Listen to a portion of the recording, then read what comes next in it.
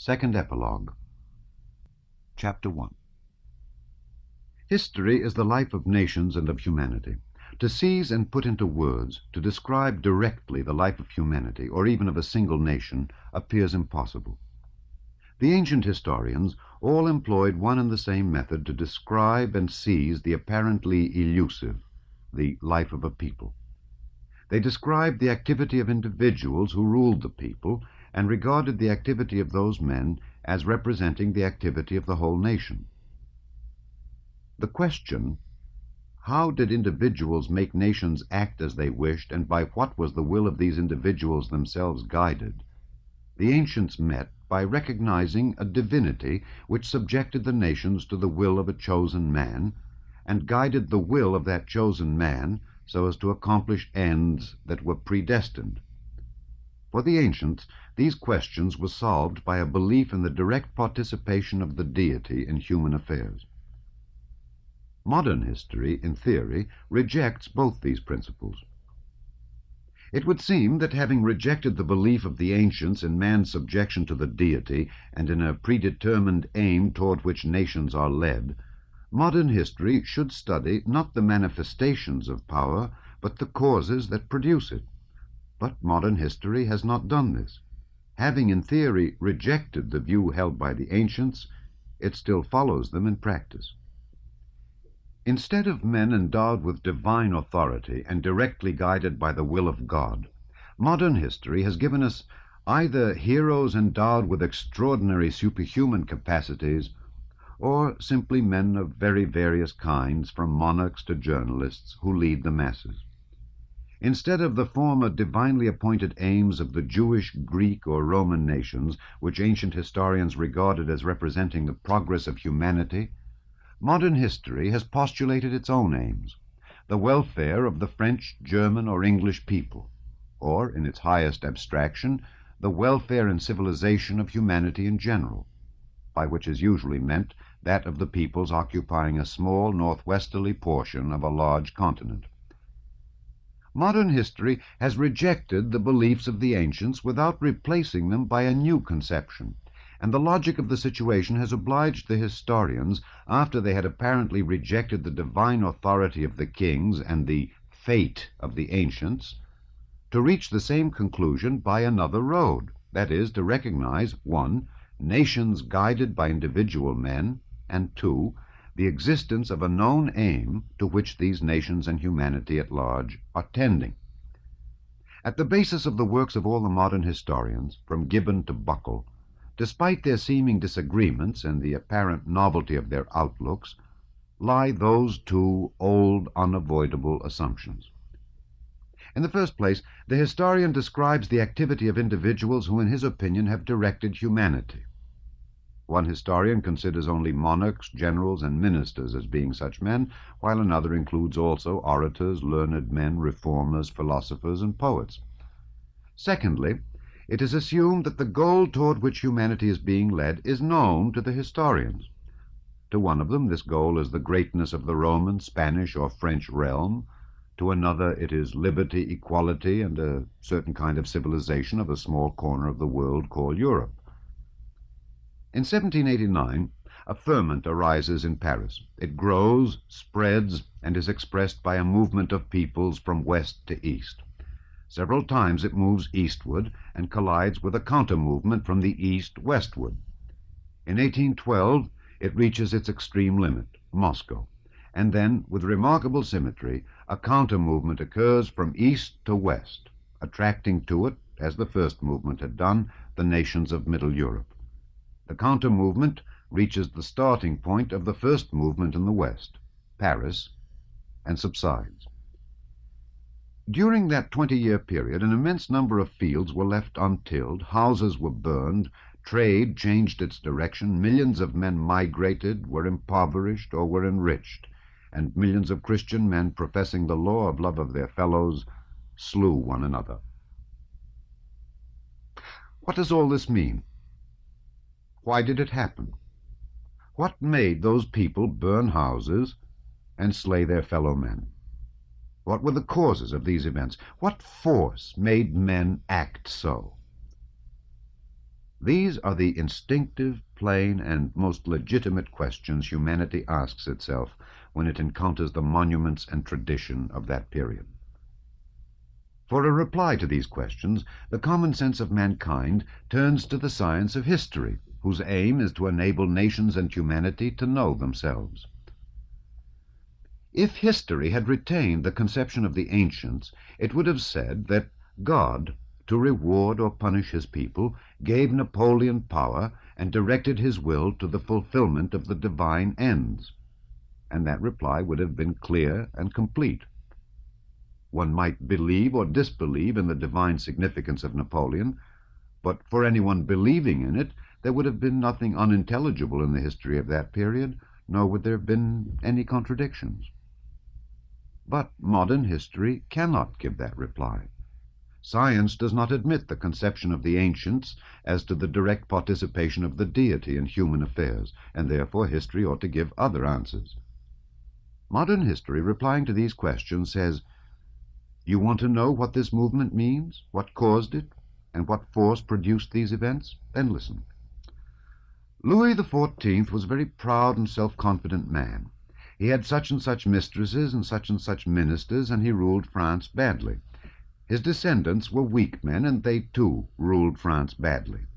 And they had such and such favorites and such mistresses. Moreover, certain men wrote some books at that time. At the end of the 18th century, there were a couple of dozen men in Paris who began to talk about all men being free and equal. This caused people all over France to begin to slash at and drown one another. They killed the king and many other people. At that time there was in France a man of genius, Napoleon. He conquered everybody everywhere. That is, he killed many people because he was a great genius. And for some reason he went to kill Africans, and killed them so well and was so cunning and wise that when he returned to France he ordered everybody to obey him, and they all obeyed him. Having become an emperor, he again went out to kill people in Italy, Austria, and Prussia, and there too he killed a great many. In Russia there was an emperor, Alexander, who decided to restore order in Europe and therefore fought against Napoleon. In 1807 he suddenly made friends with him, but in 1811 they again quarreled and again began killing many people. Napoleon led 600,000 men into Russia and captured Moscow. Then he suddenly ran away from Moscow, and the Emperor Alexander, helped by the advice of Stein and others, united Europe to arm against the disturber of its peace. All Napoleon's allies suddenly became his enemies, and their forces advanced against the fresh forces he raised. The Allies defeated Napoleon, entered Paris, forced Napoleon to abdicate, and sent him to the island of Elba, not depriving him of the title of emperor and showing him every respect, though 5 years before and 1 year later they all regarded him as an outlaw and a brigand. Then Louis XVIII, who till then had been the laughing-stock both of the French and the Allies, began to reign, and Napoleon, shedding tears before his old guards, renounced the throne and went into exile. Then the skillful statesmen and diplomatists, especially Talleyrand, who managed to sit down in a particular chair before anyone else and thereby extended the frontiers of France, talked in Vienna, and by these conversations made the nations happy or unhappy. Suddenly the diplomatists and monarchs nearly quarreled and were on the point of again ordering their armies to kill one another, but just then Napoleon arrived in France with a battalion, and the French, who had been hating him, immediately all submitted to him. But the allied monarchs were angry at this and went to fight the French once more, and they defeated the genius Napoleon, and suddenly recognizing him as a brigand, sent him to the island of St. Helena. And the exile, separated from the beloved France so dear to his heart, died a lingering death on that rock and bequeathed his great deeds to posterity. But in Europe a reaction occurred, and the sovereigns once again all began to oppress their subjects. It would be a mistake to think that this is ironic, a caricature of the historical accounts. On the contrary, it is a very mild expression of the contradictory replies not meeting the questions which all the historians give, from the compilers of memoirs and the histories of separate states to the writers of general histories and the new histories of the culture of that period. The strangeness and absurdity of these replies arise from the fact that modern history, like a deaf man, answers questions no one has asked. If the purpose of history be to give a description of the movement of humanity and of the peoples, the first question, in the absence of a reply to which all the rest will be incomprehensible, is, what is the power that moves peoples? To this, modern history laboriously replies either that Napoleon was a great genius, or that Louis XIV was very proud, or that certain writers wrote certain books. All that may be so, and mankind is ready to agree with it. But it is not what was asked. All that would be interesting if we recognized a divine power based on itself and always consistently directing its nations through Napoleons, Louis, and writers. But we do not acknowledge such a power, and therefore before speaking about Napoleons, Louis, and authors, we ought to be shown the connection existing between these men and the movement of the nations. If instead of a divine power some other force has appeared, it should be explained in what this new force consists, for the whole interest of history lies precisely in that force. History seems to assume that this force is self-evident and known to everyone. But in spite of every desire to regard it as known, anyone reading many historical works cannot help doubting whether this new force, so variously understood by the historians themselves, is really quite well known to everybody. Chapter 2. What force moves the nations? Biographical historians and historians of separate nations understand this force as a power inherent in heroes and rulers. In their narration, events occur solely by the will of a Napoleon and Alexander, or in general of the persons they describe. The answers given by this kind of historian to the question of what force causes events to happen are satisfactory only as long as there is but one historian to each event. As soon as historians of different nationalities and tendencies begin to describe the same event, the replies they give immediately lose all meaning, for this force is understood by them all not only differently, but often in quite contradictory ways. One historian says that an event was produced by Napoleon's power, another that it was produced by Alexander's, a third that it was due to the power of some other person. Besides this, historians of that kind contradict each other even in their statement as to the force on which the authority of some particular person was based. Thiers, a Bonapartist, says that Napoleon's power was based on his virtue and genius. Lanfray, a Republican, says it was based on his trickery and deception of the people. So the historians of this class, by mutually destroying one another's positions, destroy the understanding of the force which produces events, and furnish no reply to history's essential question. Writers of universal history, who deal with all the nations, seem to recognize how erroneous is the specialist historian's view of the force which produces events. They do not recognize it as a power inherent in heroes and rulers, but as the resultant of a multiplicity of variously directed forces. In describing a war or the subjugation of a people, a general historian looks for the cause of the event not in the power of one man, but in the interaction of many persons connected with the event. According to this view, the power of historical personages, represented as the product of many forces, can no longer, it would seem, be regarded as a force that itself produces events. Yet in most cases, universal historians still employ the conception of power as a force that itself produces events, and treat it as their cause. In their exposition, an historic character is first the product of his time, and his power only the resultant of various forces, and then his power is itself a force producing events. Gervinus, Schlosser, and others, for instance, at one time proved Napoleon to be a product of the Revolution, of the ideas of 1789 and so forth, and at another plainly say that the campaign of 1812, and other things they do not like, were simply the product of Napoleon's misdirected will. and that the very ideas of 1789 were arrested in their development by Napoleon's caprice. The ideas of the Revolution and the general temper of the age produced Napoleon's power, but Napoleon's power suppressed the ideas of the Revolution and the general temper of the age. This curious contradiction is not accidental. Not only does it occur at every step, but the universal historian's accounts are all made up of a chain of such contradictions. This contradiction occurs because, after entering the field of analysis, the universal historians stop halfway.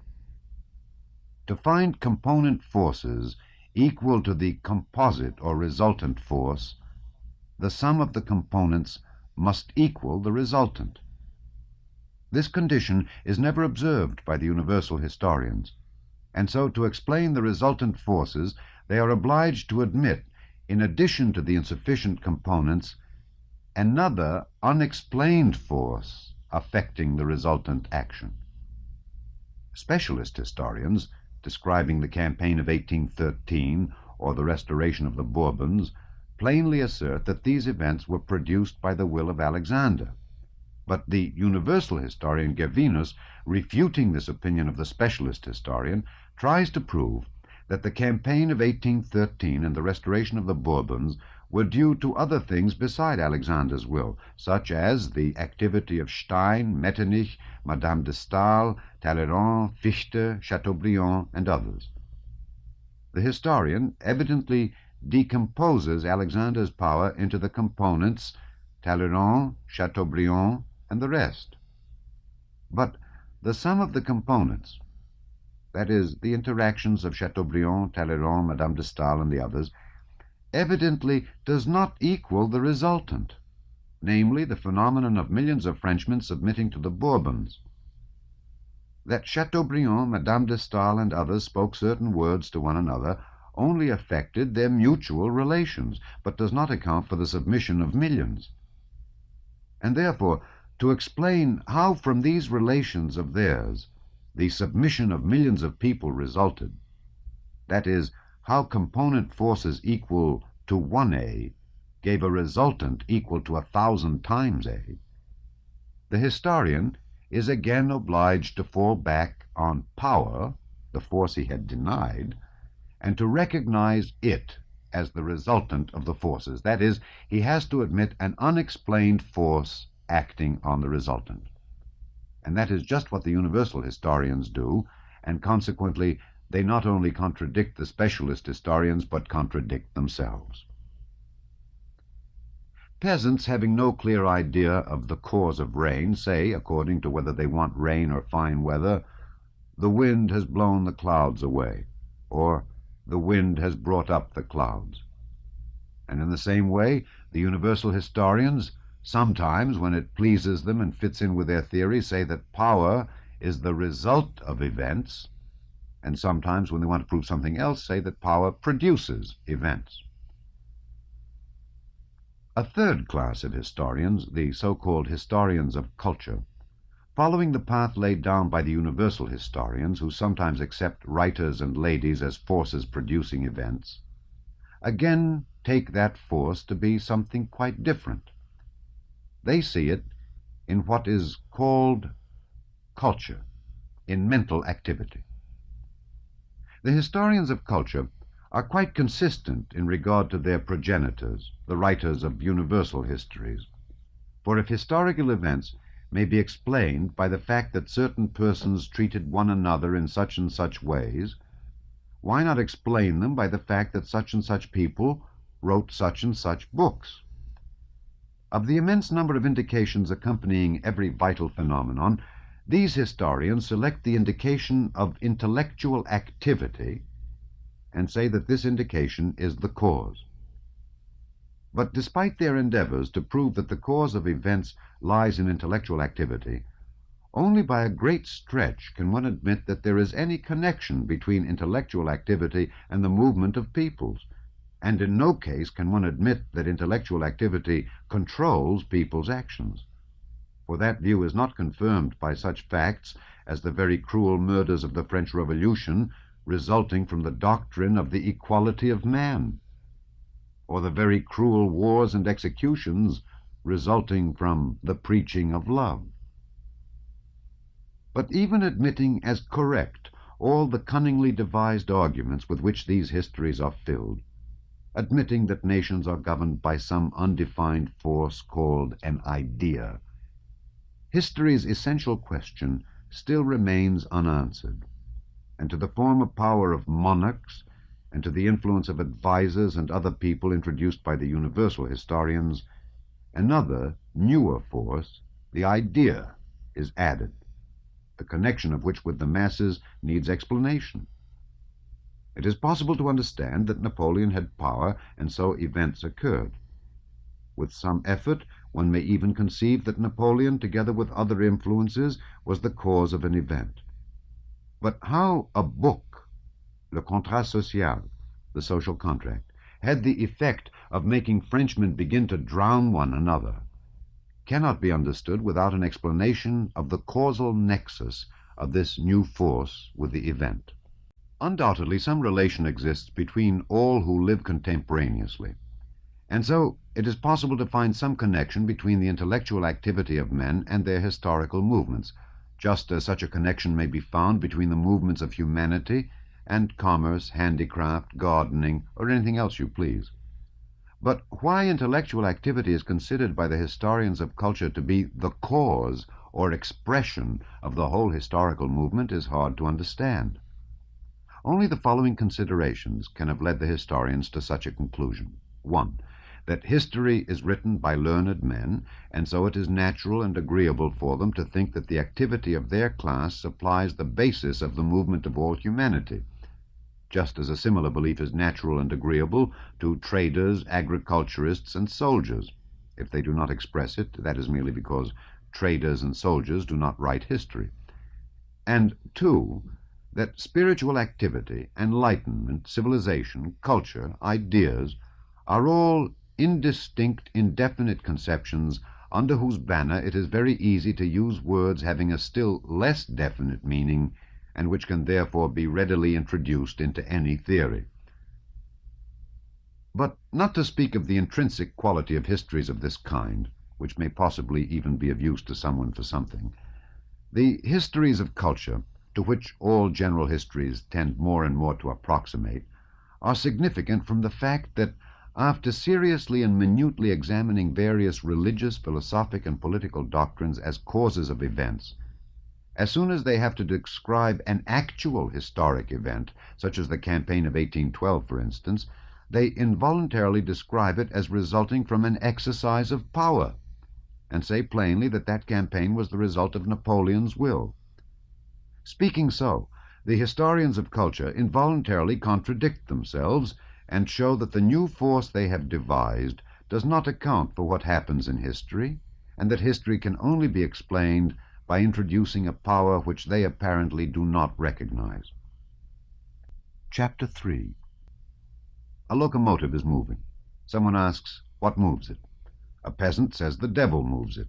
Another man says the locomotive moves because its wheels go round. A third asserts that the cause of its movement lies in the smoke which the wind carries away. The peasant is irrefutable. He has devised a complete explanation.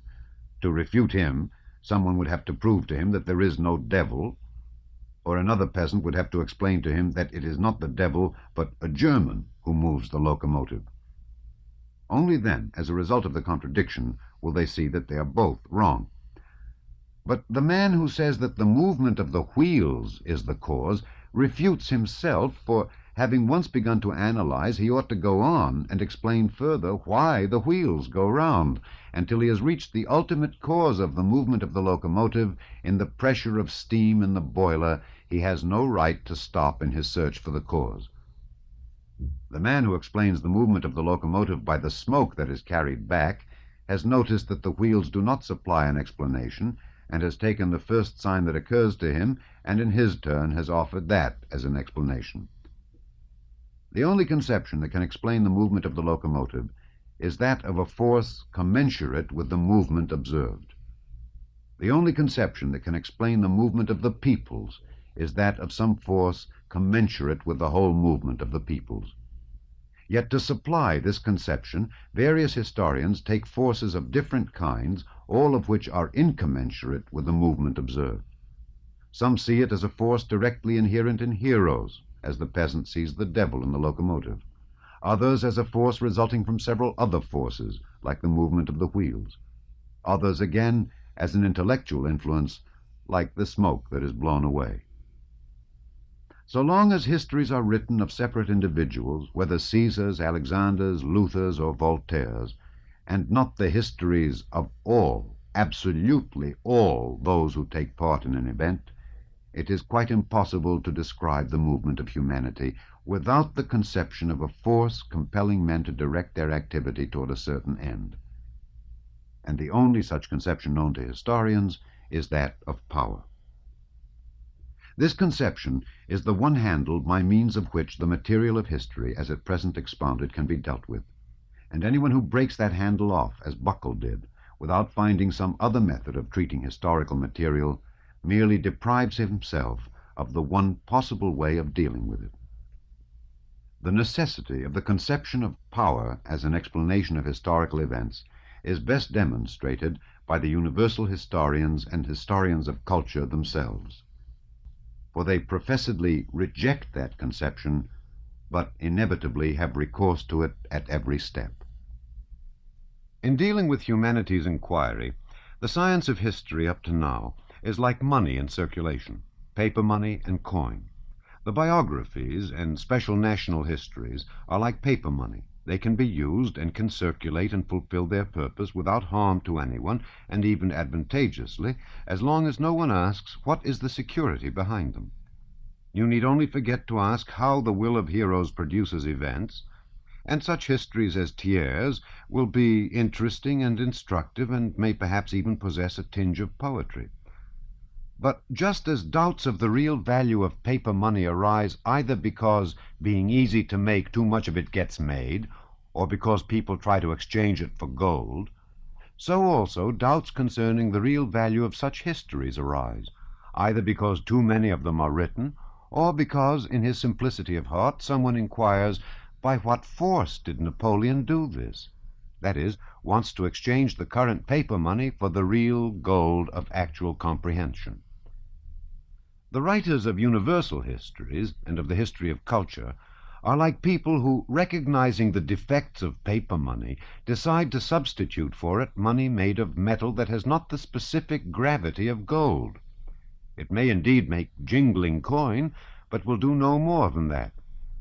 Paper money may deceive the ignorant, but nobody is deceived by tokens of base metal that have no value but merely jingle.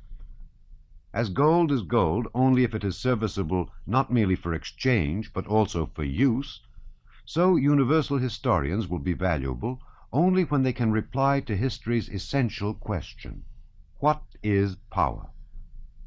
The universal historians give contradictory replies to that question, while the historians of culture evade it and answer something quite different.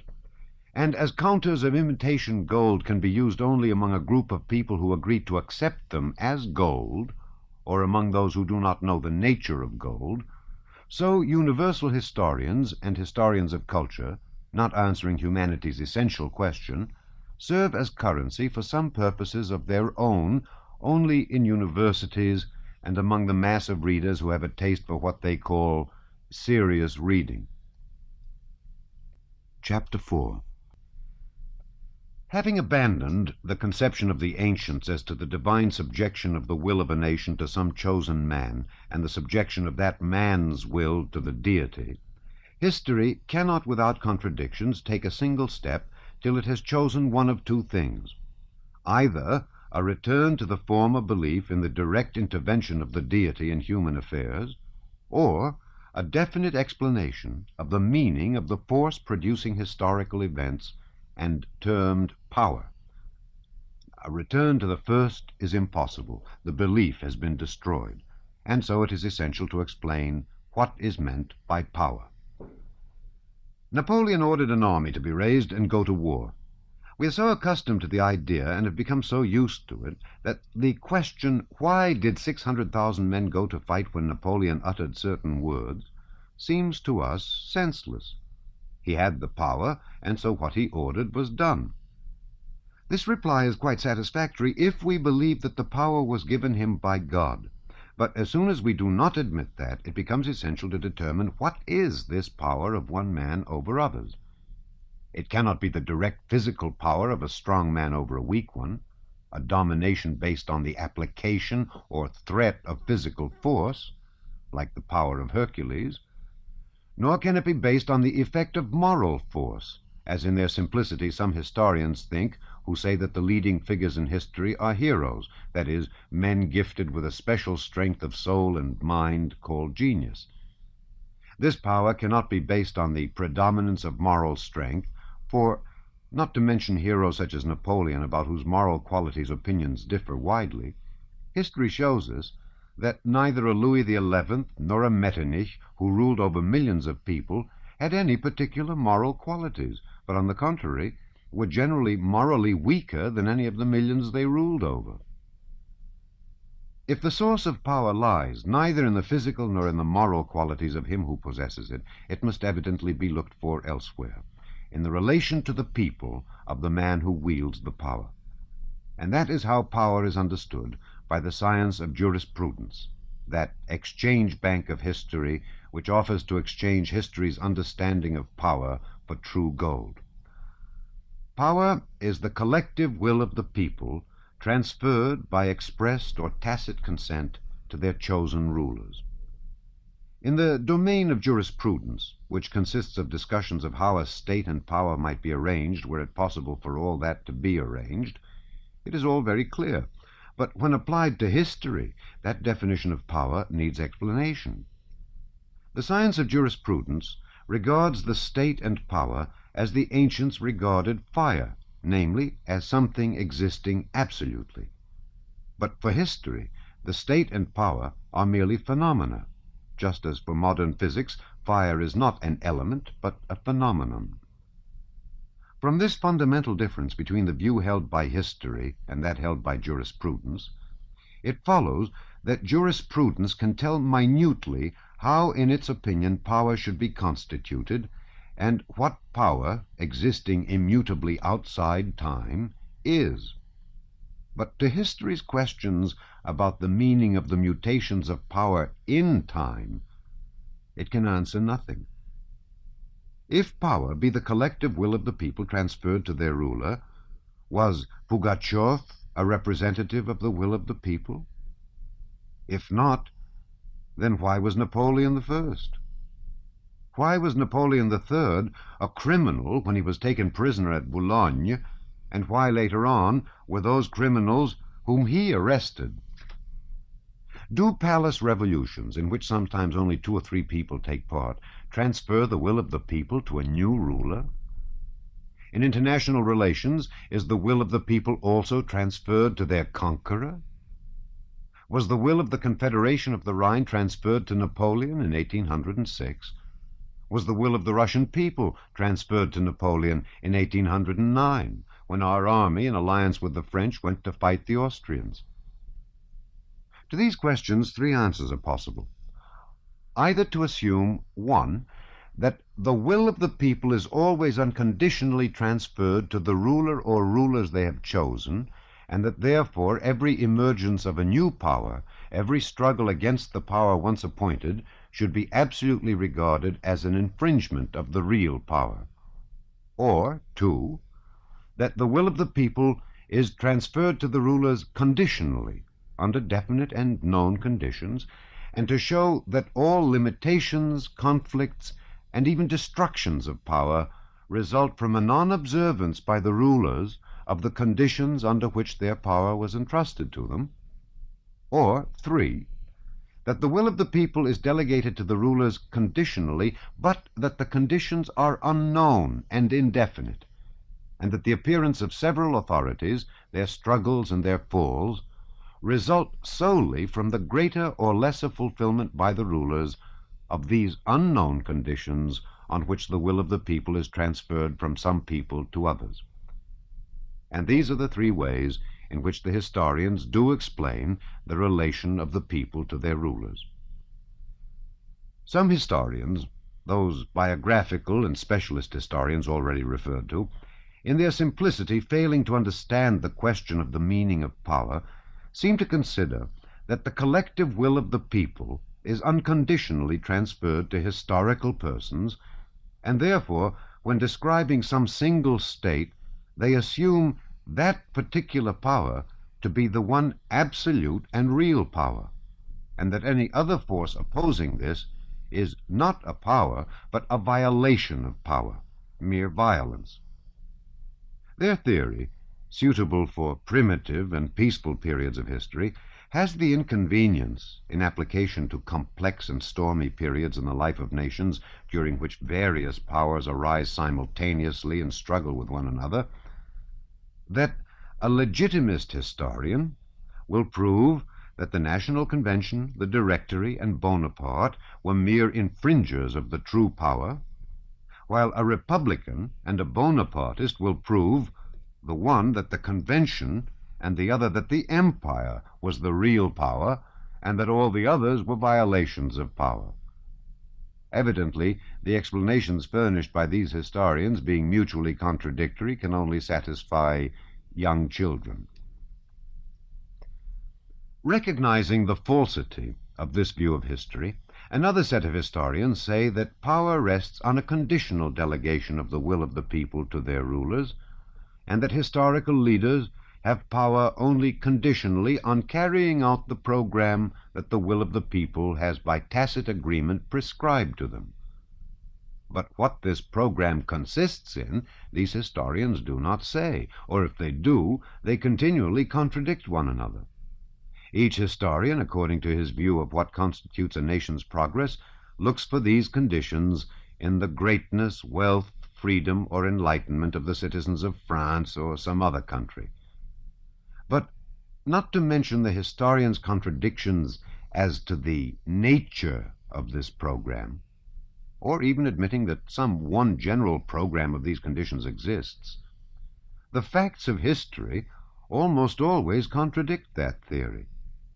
If the conditions under which power is entrusted consist in the wealth, freedom, and enlightenment of the people, how is it that Louis XIV and Ivan the Terrible end their reigns tranquilly, while Louis XVI and Charles I are executed by their people? To this question, historians reply that Louis XIV's activity, contrary to the program, reacted on Louis XVI. But why did it not react on Louis XIV or on Louis XV? Why should it react just on Louis XVI? And what is the time limit for such reactions? To these questions there are and can be no answers. Equally little does this view explain why for several centuries the collective will is not withdrawn from certain rulers and their heirs, and then suddenly, during a period of 50 years, is transferred to the Convention, to the Directory, to Napoleon, to Alexander, to Louis XVIII, to Napoleon again, to Charles X, to Louis Philippe, to a Republican government, and to Napoleon III.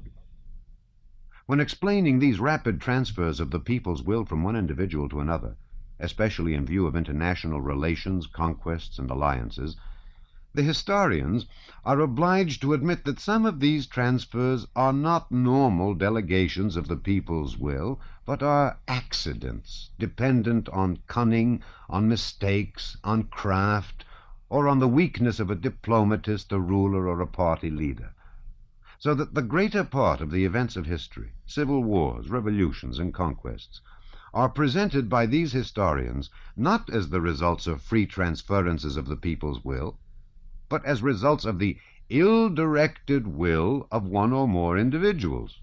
That is, once again, as usurpations of power. And so these historians also see and admit historical events which are exceptions to the theory.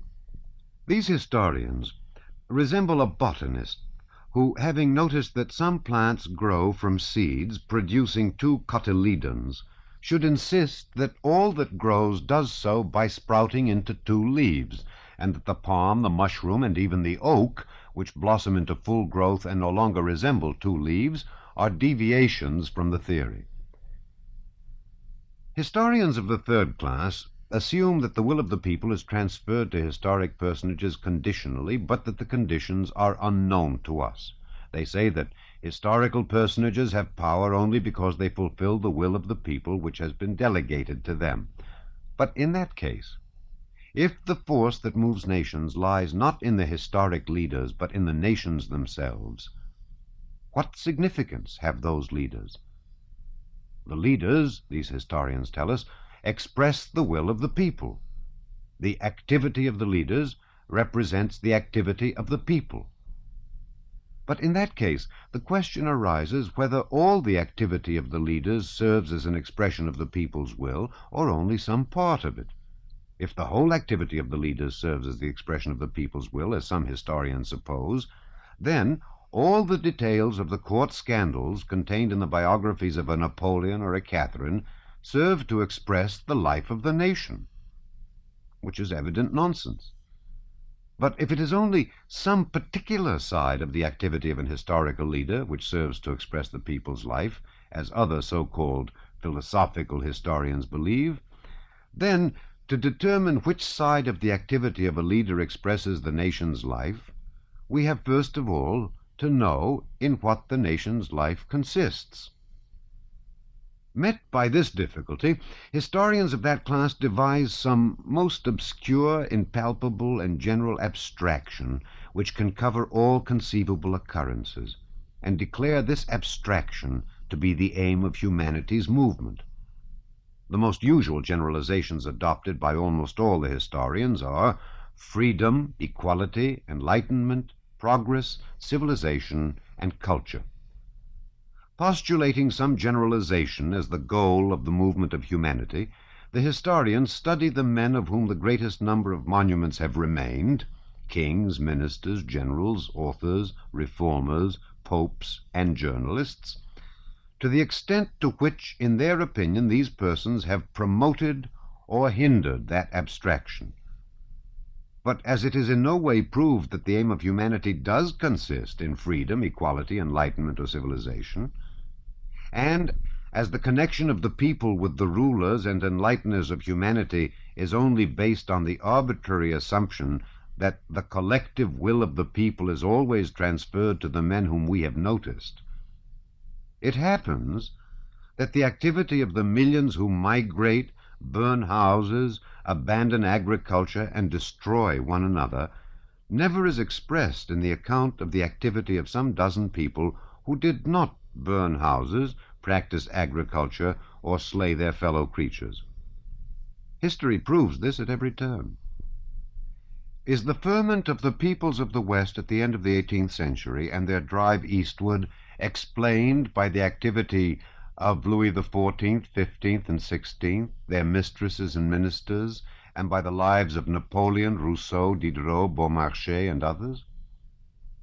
Is the movement of the Russian people eastward to Kazan and Siberia expressed by details of the morbid character of Ivan the Terrible and by his correspondence with Kurbsky? Note, Prince Andrei Kurbsky was one of Ivan the Terrible's principal boyars.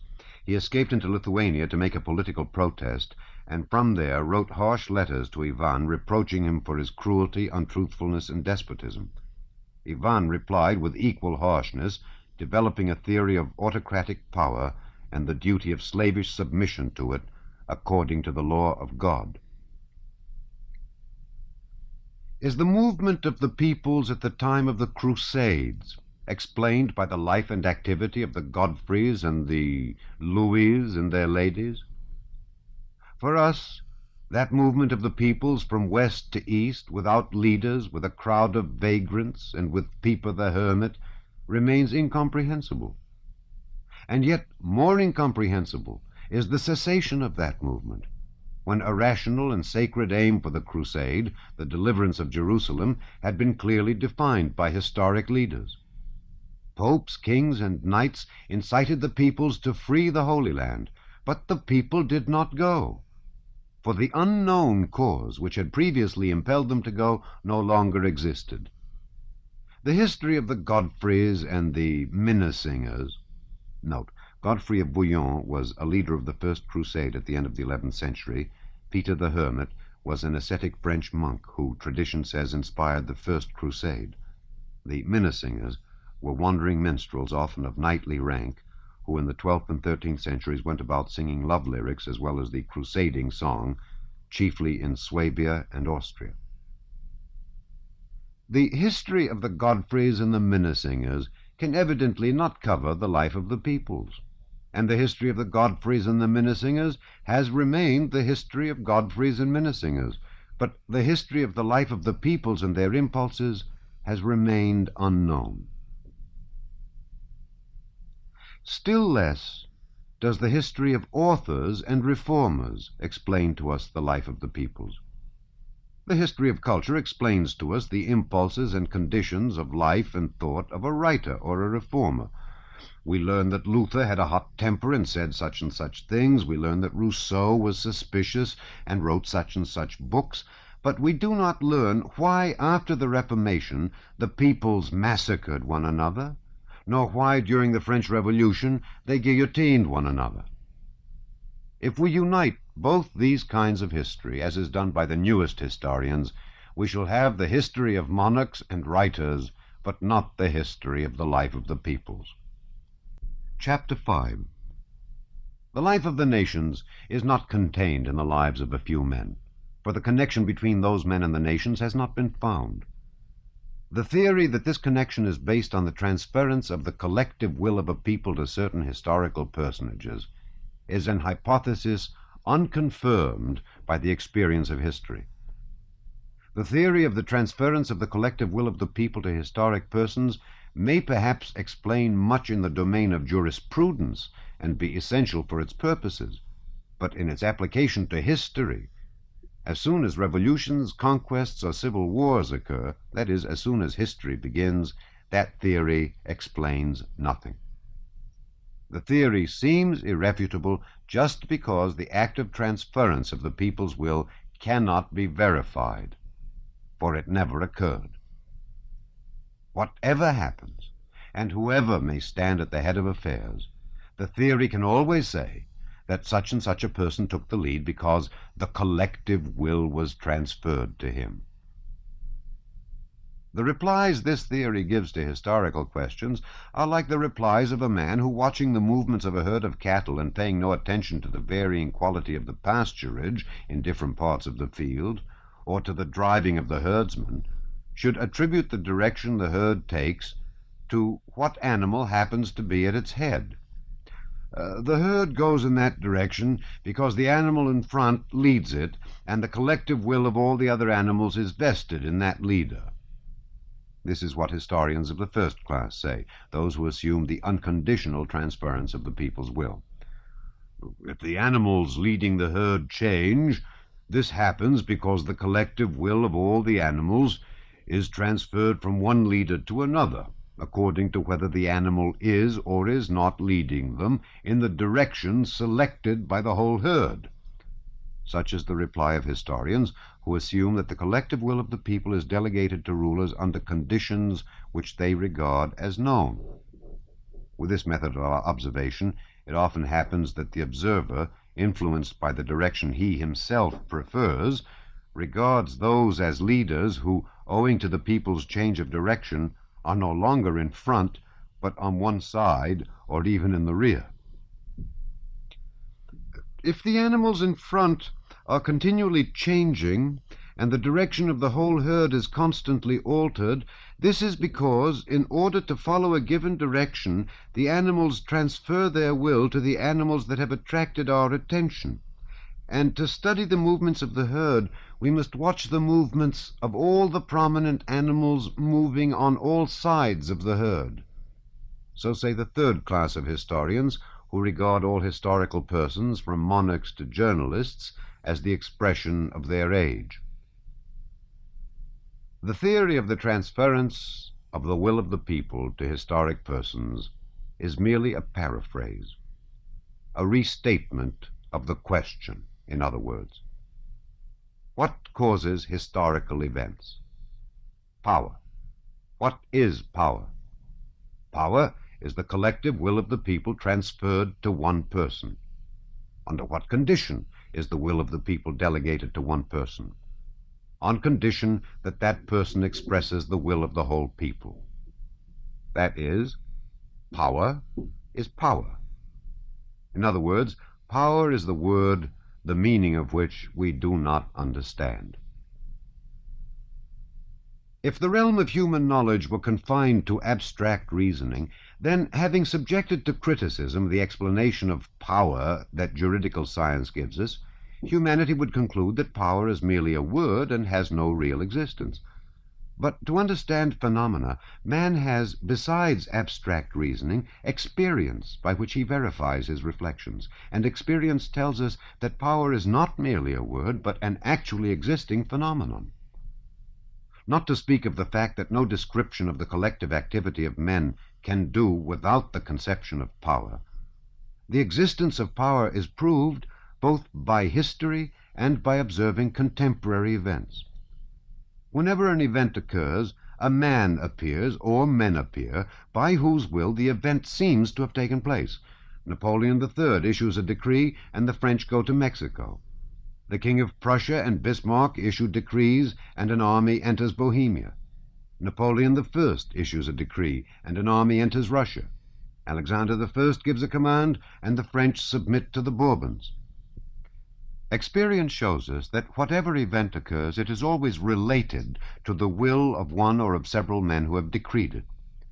The historians, in accord with the old habit of acknowledging divine intervention in human affairs, want to see the cause of events in the expression of the will of someone endowed with power, but that supposition is not confirmed either by reason or by experience. On the one side, reflection shows that the expression of a man's will, his words, are only part of the general activity expressed in an event, as for instance in a war or a revolution. And so, without assuming an incomprehensible supernatural force, a miracle, one cannot admit that words can be the immediate cause of the movements of millions of people. On the other hand, even if we admitted that words could be the cause of events, history shows that the expression of the will of historical personages does not in most cases produce any effect. That is to say, their commands are often not executed, and sometimes the very opposite of what they order occurs. Without admitting divine intervention in the affairs of humanity, we cannot regard power as the cause of events. Power, from the standpoint of experience, is merely the relation that exists between the expression of someone's will and the execution of that will by others. To explain the conditions of that relationship, we must first establish a conception of the expression of will, referring it to man and not to the deity. If the deity issues a command, expresses his will, as ancient history tells us, the expression of that will is independent of time and is not caused by anything, for the divinity is not controlled by an event. But speaking of commands that are the expression of the will of men acting in time and in relation to one another, to explain the connection of commands with events, we must restore, 1, the condition of all that takes place, the continuity of movement in time, both of the events and of the person who commands, and 2, the inevitability of the connection between the person commanding and those who execute his command.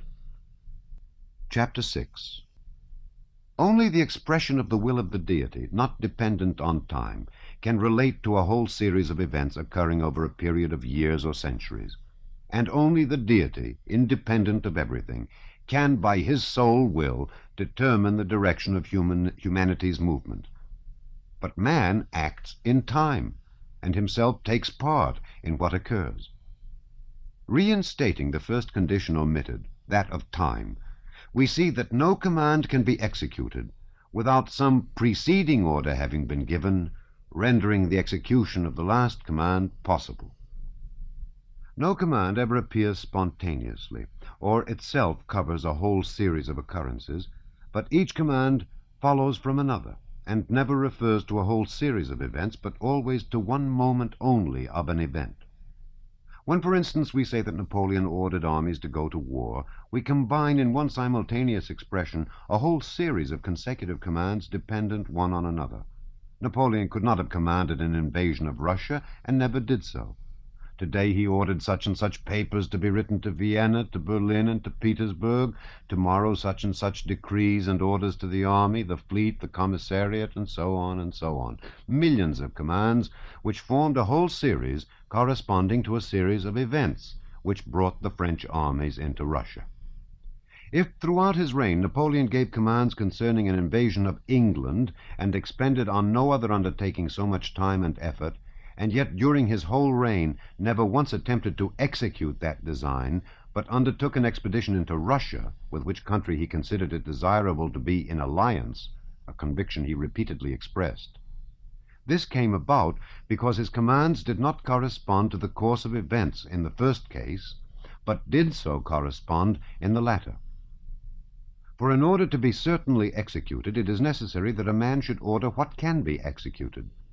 But to know what can and what cannot be executed is impossible, not only in the case of Napoleon's invasion of Russia, in which millions participated, but even in the simplest event. For in either case, millions of obstacles may arise to prevent its execution. Every order executed is always one of an immense number unexecuted. All the impossible orders inconsistent with the course of events remain unexecuted. Only the possible ones get linked up with a consecutive series of commands corresponding to a series of events and are executed. Our false conception that an event is caused by a command which precedes it is due to the fact that when the event has taken place, and out of thousands of others those few commands which were consistent with that event have been executed, we forget about the others that were not executed because they could not be. Apart from that, the chief source of our error in this matter is due to the fact that in the historical accounts a whole series of innumerable diverse and petty events, such for instance as all those which led the French armies to Russia, is generalized into one event in accord with the result produced by that series of events, and corresponding with this generalization, the whole series of commands is also generalized into a single expression of will. We say that Napoleon wished to invade Russia and invaded it. In reality, in all Napoleon's activity, we never find anything resembling an expression of that wish, but find a series of orders or expressions of his will very variously and indefinitely directed. Amid a long series of unexecuted orders of Napoleon's, one series, for the campaign of 1812, was carried out. Not because those orders differed in any way from the other unexecuted orders, but because they coincided with the course of events that led the French army into Russia. Just as in stencil work, this or that figure comes out not because the color was laid on from this side or in that way, but because it was laid on from all sides over the figure cut in the stencil. So that, examining the relation in time of the commands to the events, we find that a command can never be the cause of the event, but that a certain definite dependence exists between the two. To understand in what this dependence consists, it is necessary to reinstate another omitted condition of every command proceeding not from the deity but from a man, which is that the man who gives the command himself takes part in the event. This relation of the commander to those he commands is just what is called power. This relation consists in the following. For common action, people always unite in certain combinations, in which, regardless of the difference of the aims set for the common action, the relation between those taking part in it is always the same. Men uniting in these combinations always assume such relations toward one another that the larger number take a more direct share and the smaller number a less direct share in the collective action for which they have combined. Of all the combinations in which men unite for collective action, one of the most striking and definite examples is an army. Every army is composed of lower grades of the service, the rank and file, of whom there are always the greatest number, of the next higher military rank, corporals and non-commissioned officers, of whom there are fewer, and of still higher officers, of whom there are still fewer, and so on to the highest military command, which is concentrated in one person. A military organization may be quite correctly compared to a cone, of which the base with the largest diameter consists of the rank and file. The next higher and smaller section of the cone consists of the next higher grades of the army, and so on to the apex, the point of which will represent the commander-in-chief. The soldiers, of whom there are the most, form the lower section of the cone and its base. The soldier himself does the stabbing, hacking, burning, and pillaging, and always receives orders for these actions from men above him. He himself never gives an order. The non-commissioned officers, of whom there are fewer, perform the action itself less frequently than the soldiers, but they already give commands. An officer still less often acts directly himself, but commands still more frequently. A general does nothing but command the troops, indicates the objective, and hardly ever uses a weapon himself. The commander-in-chief never takes direct part in the action itself, but only gives general orders concerning the movement of the mass of the troops. A similar relation of people to one another is seen in every combination of men for common activity, in agriculture, trade, and every administration. And so, without particularly analyzing all the contiguous sections of a cone and of the ranks of an army, or the ranks and positions in any administrative or public business whatever, from the lowest to the highest, we see a law by which men, to take associated action, combine in such relations that the more directly they participate in performing the action, the less they can command, and the more numerous they are, while the less their direct participation in the action itself, the more they command, and the fewer of them there are, rising in this way from the lowest ranks to the man at the top who takes the least direct share in the action and directs his activity chiefly to commanding. This relation of the men who command to those they command is what constitutes the essence of the conception called power. Having restored the condition of time under which all events occur, we find that a command is executed only when it is related to a corresponding series of events. Restoring the essential condition of relation between those who command and those who execute, we find that by the very nature of the case, those who command take the smallest part in the action itself, and that their activity is exclusively directed to commanding. Chapter 7. When an event is taking place, people express their opinions and wishes about it, and as the event results from the collective activity of many people, some one of the opinions or wishes expressed is sure to be fulfilled, if but approximately. When one of the opinions expressed is fulfilled, that opinion gets connected with the event as a command preceding it. Men are hauling a log. Each of them expresses his opinion as to how and where to haul it. They haul the log away, and it happens that this is done as one of them said. He ordered it. There we have command and power in their primary form. The man who worked most with his hands could not think so much about what he was doing, or reflect on or command what would result from the common activity, while the man who commanded more would evidently work less with his hands on account of his greater verbal activity. When some larger concourse of men direct their activity to a common aim, there is a yet sharper division of those who, because their activity is given to directing and commanding, take less part in the direct work. When a man works alone, he always has a certain set of reflections which, as it seems to him, directed his past activity, justify his present activity, and guide him in planning his future actions. Just the same is done by a concourse of people, allowing those who do not take a direct part in the activity to devise considerations, justifications, and surmises concerning their collective activity.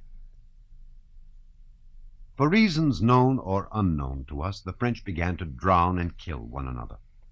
And corresponding to the event, its justification appears in people's belief that this was necessary for the welfare of France, for liberty and for equality. People ceased to kill one another, and this event was accompanied by its justification in the necessity for a centralization of power, resistance to Europe, and so on. Men went from the west to the east, killing their fellow men, and the event was accompanied by phrases about the glory of France, the baseness of England, and so on. History shows us that these justifications of the events have no common sense and are all contradictory, as in the case of killing a man as the result of recognizing his rights, and the killing of millions in Russia for the humiliation of England. But these justifications have a very necessary significance in their own day. These justifications release those who produce the events from moral responsibility. These temporary aims are like the broom fixed in front of a locomotive to clear the snow from the rails in front. They clear men's moral responsibilities from their path. Without such justification, there would be no reply to the simplest question that presents itself when examining each historical event. How is it that millions of men commit collective crimes, make war, commit murder, and so on? With the present complex forms of political and social life in Europe, can any event that is not prescribed, decreed, or ordered by monarchs, ministers, parliaments, or newspapers be imagined? Is there any collective action which cannot find its justification in political unity, in patriotism, in the balance of power, or in civilization? So that every event that occurs inevitably coincides with some expressed wish, and, receiving a justification, presents itself as the result of the will of one man or of several men. In whatever direction a ship moves, the flow of the waves it cuts will always be noticeable ahead of it. To those on board the ship, the movement of those waves will be the only perceptible motion.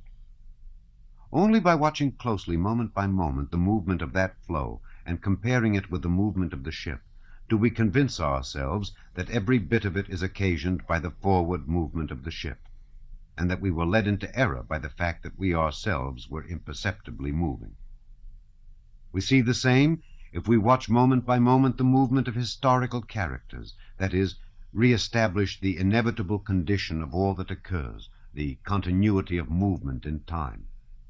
And do not lose sight of the essential connection of historical persons with the masses. When the ship moves in one direction, there is one and the same wave ahead of it. When it turns frequently, the wave ahead of it also turns frequently. But wherever it may turn, there always will be the wave anticipating its movement. Whatever happens, it always appears that just that event was foreseen and decreed. Wherever the ship may go, the rush of water, which neither directs nor increases its movement, foams ahead of it, and at a distance seems to us not merely to move of itself, but to govern the ship's movement also. Examining only those expressions of the will of historical personages which, as commands, were related to events, historians have assumed that the events depended on those commands. But examining the events themselves, and the connection in which the historical persons stood to the people, we have found that they and their orders were dependent on events. The incontestable proof of this deduction is that however many commands were issued, the event does not take place unless there are other causes for it. But as soon as an event occurs, be it what it may, then out of all the continually expressed wishes of different people, some will always be found which by their meaning and their time of utterance are related as commands to the events. Arriving at this conclusion, we can reply directly and positively to these two essential questions of history. 1. What is power? 2. What force produces the movement of the nations? 1. Power is the relation of a given person to other individuals, in which the more this person expresses opinions, predictions, and justifications of the collective action that is performed, the less is his participation in that action. 2. The movement of nations is caused not by power, nor by intellectual activity, nor even by a combination of the two, as historians have supposed, but by the activity of all the people who participate in the events, and who always combine in such a way that those taking the largest direct share in the event take on themselves the least responsibility, and vice versa. Morally, the wielder of power appears to cause the event. Physically, it is those who submit to the power. But as the moral activity is inconceivable without the physical, the cause of the event is neither in the one nor in the other, but in the union of the two. Or in other words, the conception of a cause is inapplicable to the phenomena we're examining. In the last analysis, we reached the circle of infinity, that final limit to which in every domain of thought man's reason arrives if it is not playing with the subject. Electricity produces heat, heat produces electricity. Atoms attract each other, and atoms repel one another. Speaking of the interaction of heat and electricity, and of atoms, we cannot say why this occurs, and we say that it is so because it is inconceivable otherwise, because it must be so, and that it is a law. The same applies to historical events. Why war and revolution occur, we do not know. We only know that to produce the one or the other action, people combine in a certain formation in which they all take part, and we say that this is so because it is unthinkable otherwise, or in other words, that it is a law. Chapter 8. If history dealt only with external phenomena, the establishment of this simple and obvious law would suffice, and we should have finished our argument. But the law of history relates to man. A particle of matter cannot tell us that it does not feel the law of attraction or repulsion, and that that law is untrue. But man, who is the subject of history, says plainly, I am free, and am therefore not subject to the law. The presence of the problem of man's free will, though unexpressed, is felt at every step of history. All seriously thinking historians have involuntarily encountered this question. All the contradictions and obscurities of history and the false path historical science has followed are due solely to the lack of a solution of that question. If the will of every man were free, that is, if each man could act as he pleased, all history would be a series of disconnected incidents. If in 1,000 years even 1 man in 1,000,000 could act freely, that is, as he chose, it is evident that one single free act of that man's, in violation of the laws governing human action, would destroy the possibility of the existence of any laws for the whole of humanity. If there be a single law governing the actions of men, free will cannot exist, for then man's will is subject to that law.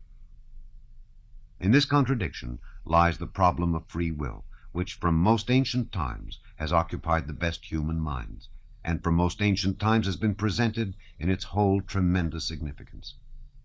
The problem is that, regarding man as a subject of observation from whatever point of view, theological, historical, ethical, or philosophic, we find a general law of necessity to which he, like all that exists, is subject. But regarding him from within ourselves as what we are conscious of, we feel ourselves to be free. This consciousness is a source of self-cognition quite apart from and independent of reason.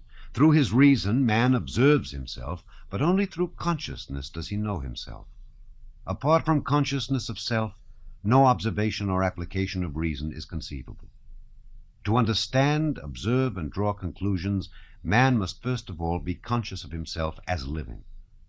A man is only conscious of himself as a living being by the fact that he wills, that is conscious of his volition.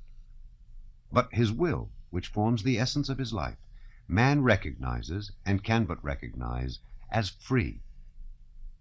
If, observing himself, man sees that his will is always directed by one and the same law, whether he observes the necessity of taking food, using his brain, or anything else, he cannot recognize this never-varying direction of his will otherwise than as a limitation of it. Were it not free, it could not be limited. A man's will seems to him to be limited just because he is not conscious of it except as free. You say, I am not free, but I have lifted my hand and let it fall. Everyone understands that this illogical reply is an irrefutable demonstration of freedom. That reply is the expression of a consciousness that is not subject to reason.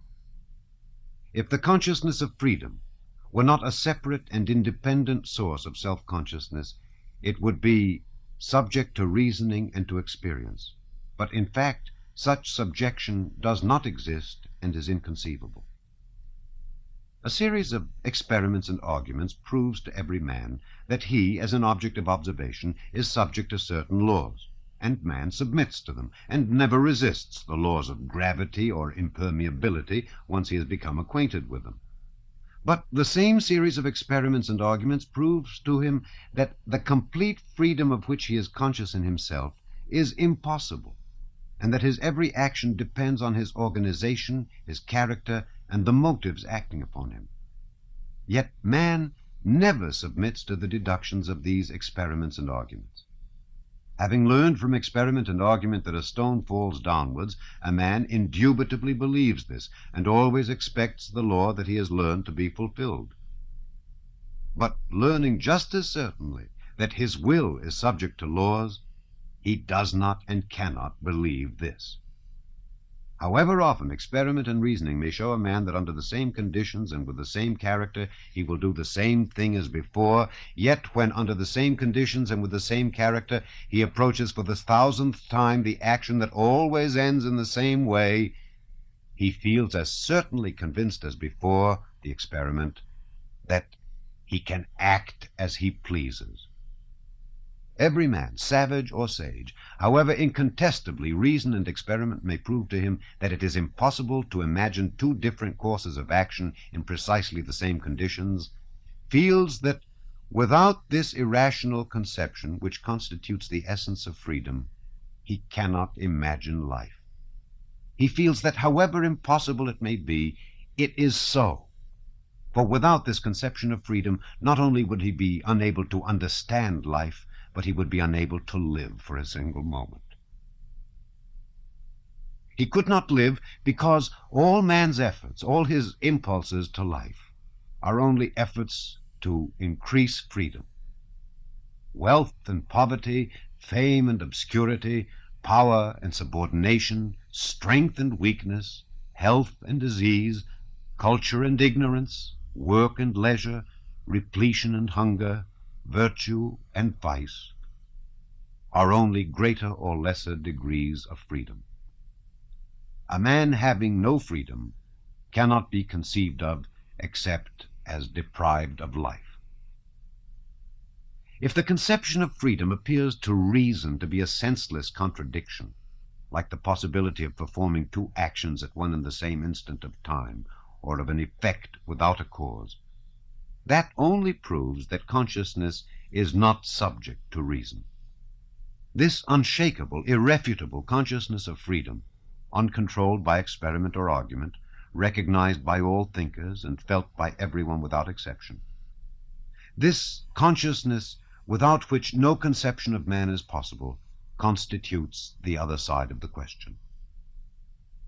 Man is the creation of an all-powerful, all-good, and all-seeing God. What is sin, the conception of which arises from the consciousness of man's freedom? That is a question for theology. The actions of men are subject to general immutable laws expressed in statistics. What is man's responsibility to society, the conception of which results from the conception of freedom? That is a question for jurisprudence. Man's actions proceed from his innate character and the motives acting upon him.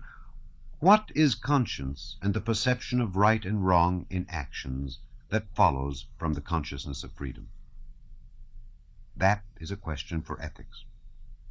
Man, in connection with the general life of humanity, appears subject to laws which determine that life, but the same man, apart from that connection, appears to be free.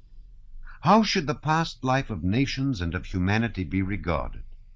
As the result of the free or as the result of the constrained activity of man? That is a question for history.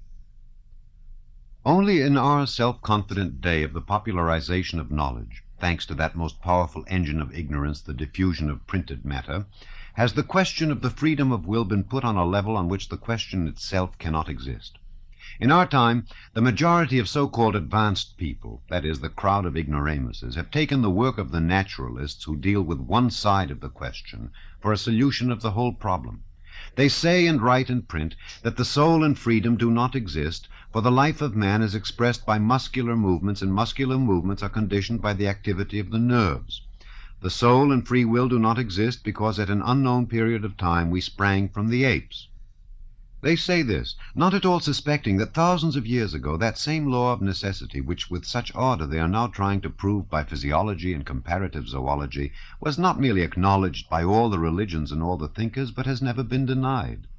They do not see that the role of the natural sciences in this matter is merely to serve as an instrument for the illumination of one side of it. For the fact that, from the point of view of observation, reason and the will are merely secretions of the brain, and that man, following the general law, may have developed from lower animals at some unknown period of time, only explains from a fresh side the truth admitted thousands of years ago by all the religious and philosophic theories, that from the point of view of reason man is subject to the law of necessity.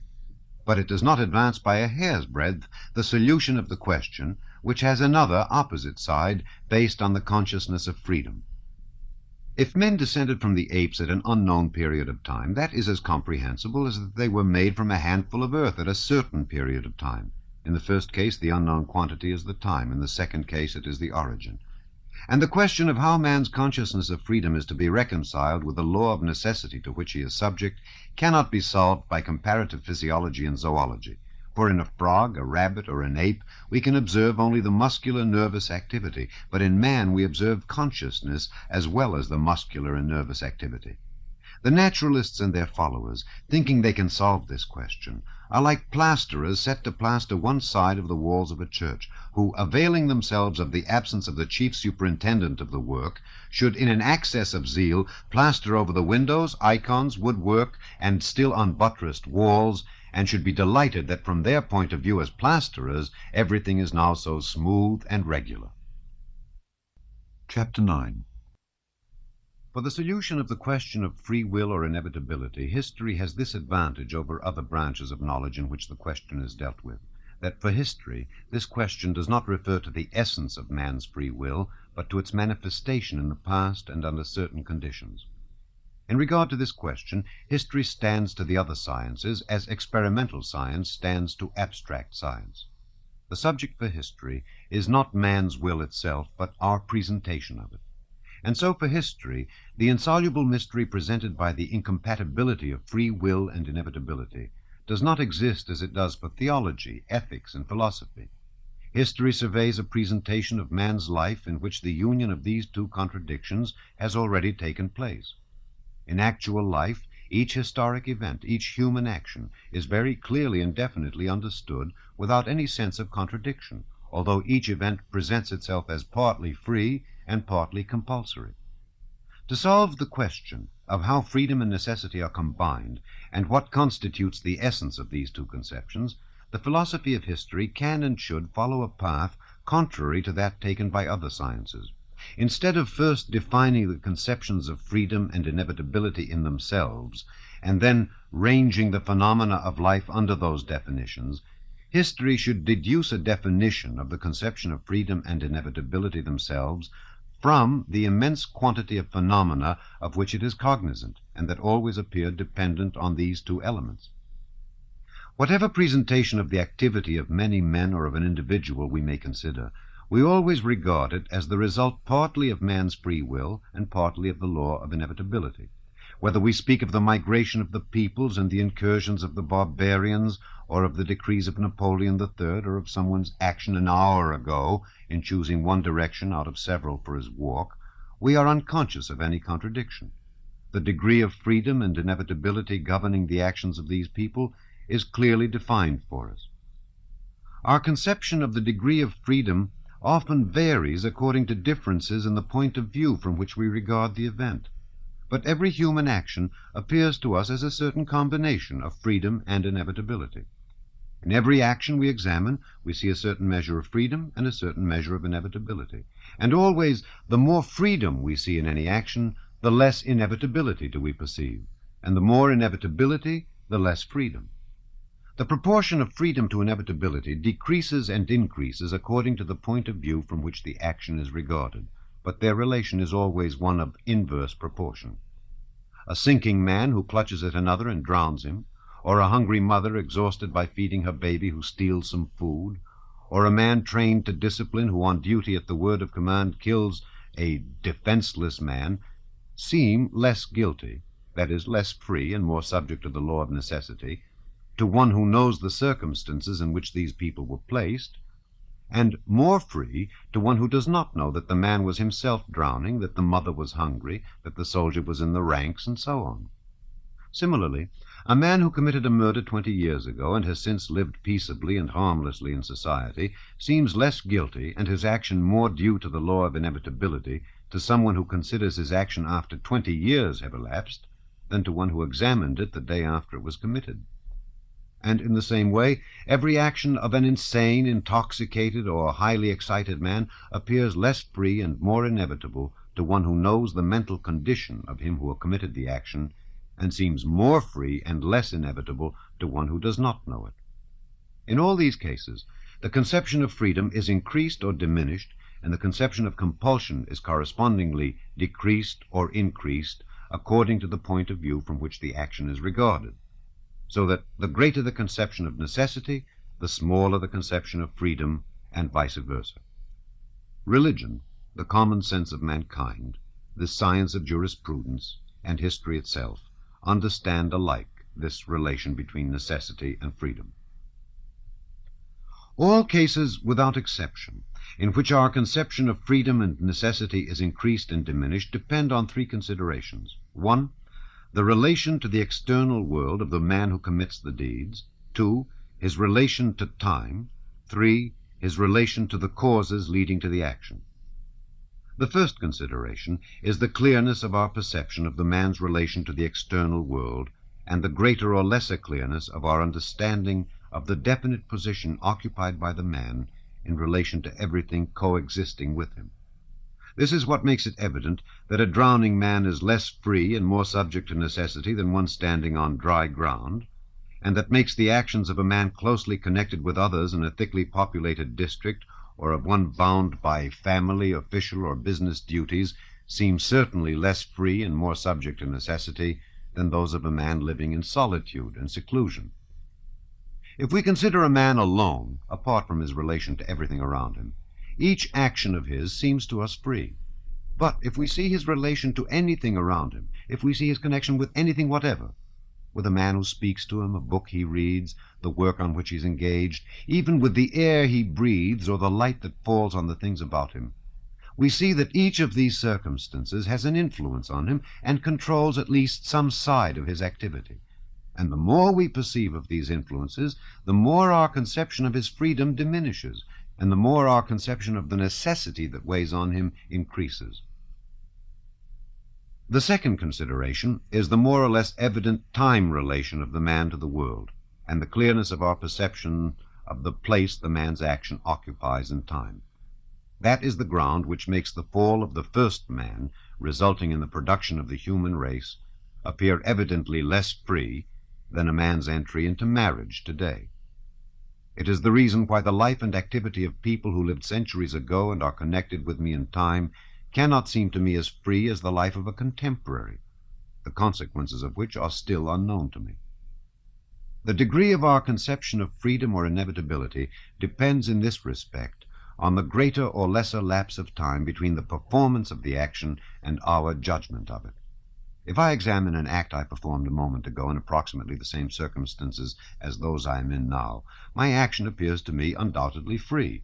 But if I examine an act performed a month ago, then being in different circumstances, I cannot help recognizing that if that act had not been committed, much that resulted from it, good, agreeable, and even essential, would not have taken place.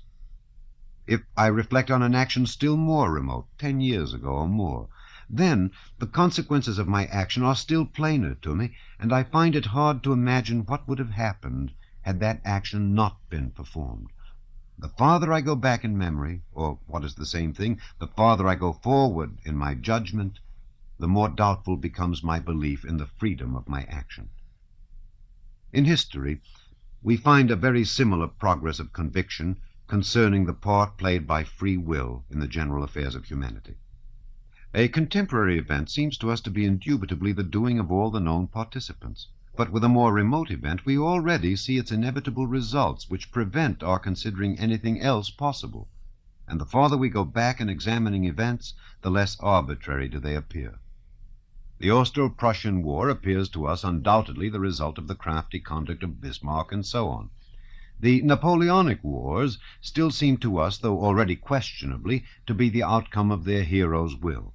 But in the Crusades, we already see an event occupying its definite place in history, and without which we cannot imagine the modern history of Europe. Though to the chroniclers of the Crusades, that event appeared as merely due to the will of certain people. In regard to the migration of the peoples, it does not enter anyone's head today to suppose that the renovation of the European world depended on Attila's caprice. The farther back in history the object of our observation lies, the more doubtful does the free will of those concerned in the event become, and the more manifest the law of inevitability.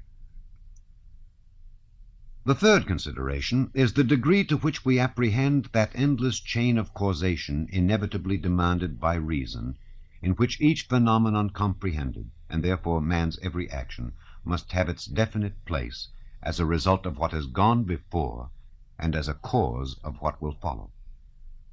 The better we are acquainted with the physiological, psychological, and historical laws deduced by observation and by which man is controlled, and the more correctly we perceive the physiological, psychological, and historical causes of the action, and the simpler the action we are observing, and the less complex the character and mind of the man in question, the more subject to inevitability and the less free do our actions and those of others appear.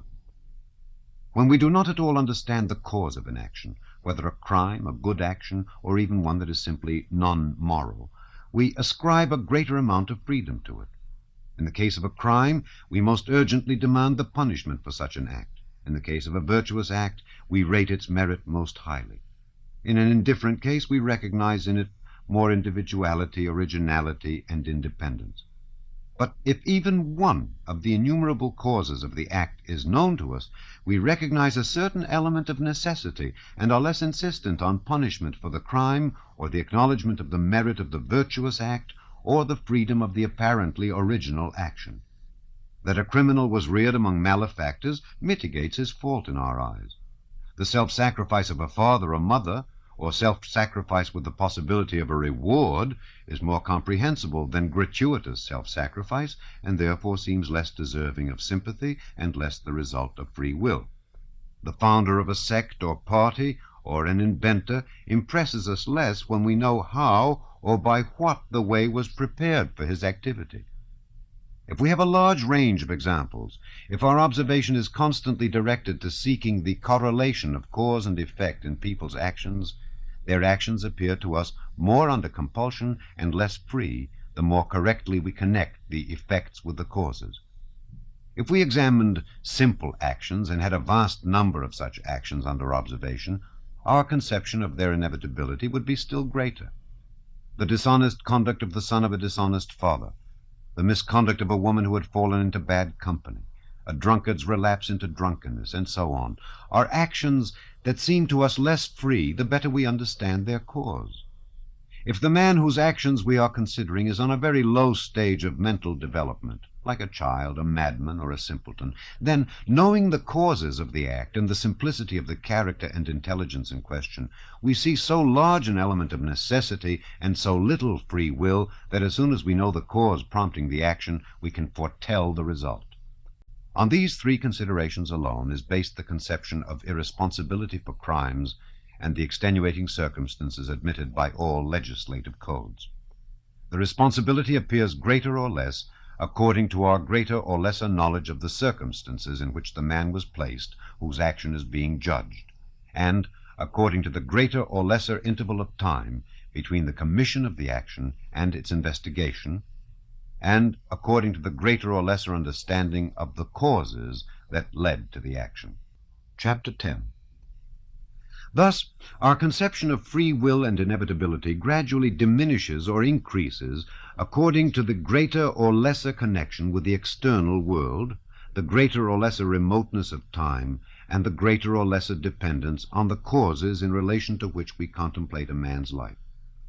So that if we examine the case of a man whose connection with the external world is well known, where the time between the action and its examination is great, and where the causes of the action are most accessible, we get the conception of a maximum of inevitability and a minimum of free will.